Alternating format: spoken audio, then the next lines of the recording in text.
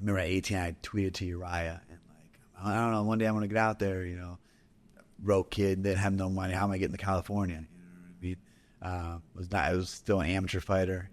I think I was still in high school. I was like 17, 18. And Uriah tweeted me back like, hey, I'm going to watch some of your fights, watch some of my fights. I was like, wow. And then it wasn't until I was 22 that I made it out there, you know. But I was at a gym. I had great training partners in Pittsburgh, Pennsylvania. I had a lot of guys that, you know, I grew up with on the amateur scene and moved to Pittsburgh and did that at the Pittsburgh Fight Club.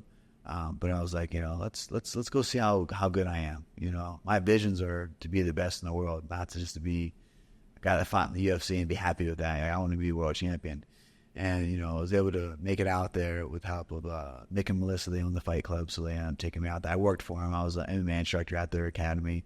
That's where I trained at as well. We had a lot of pro fighters in the Pittsburgh area.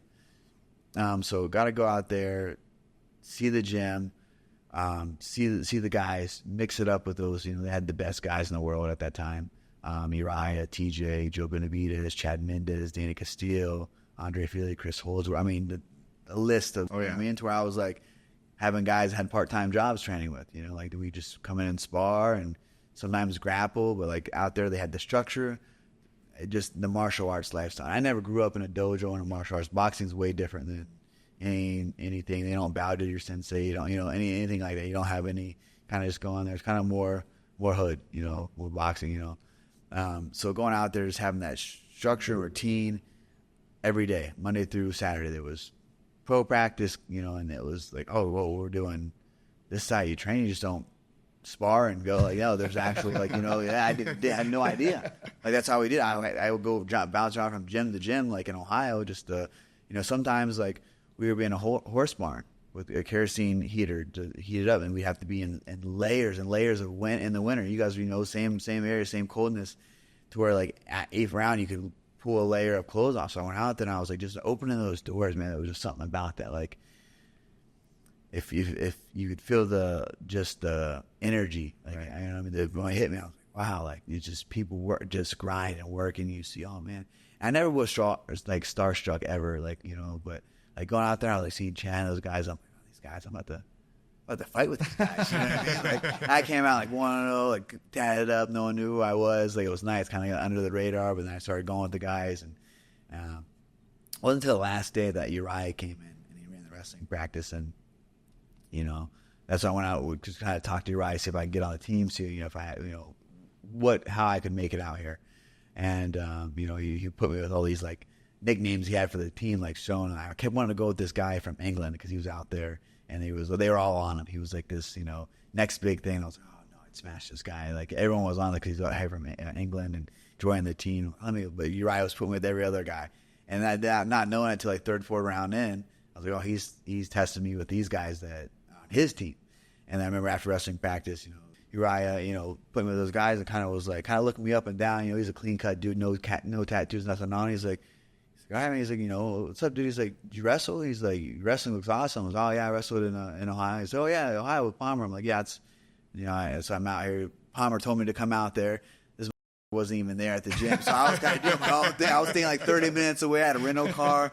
Drive. Did you do that on purpose? I don't know what he was doing. Now knowing Lance, yeah, he just all over the place, and yeah, so for sure. So I'm like, this I'm like kind of just was like thrown to the wolves like that, nothing. I remember doing this kickboxing class. It was like a turbo kickboxing class with this Dion guy. He did all kind of spinning. I don't spin. You know, here and there I'll do it, but he was doing spinning back heel kicks and all kind. I don't do that kind of stuff. I can't even keep it. You know, definitely back then it was just boxing, maybe some leg kicks, hard leg kicks, and hit the hands and wrestle.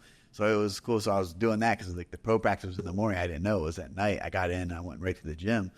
So he's like, I know, you know, Palmer, and he's like, oh, so you wrestle? I'm like, yeah, you know, he's like, you know, state. I'm like, yeah, I won state. Oh, Urijah is a wrestler. So when he said he won state in Ohio as a freshman, he was like, oh man, like, yeah.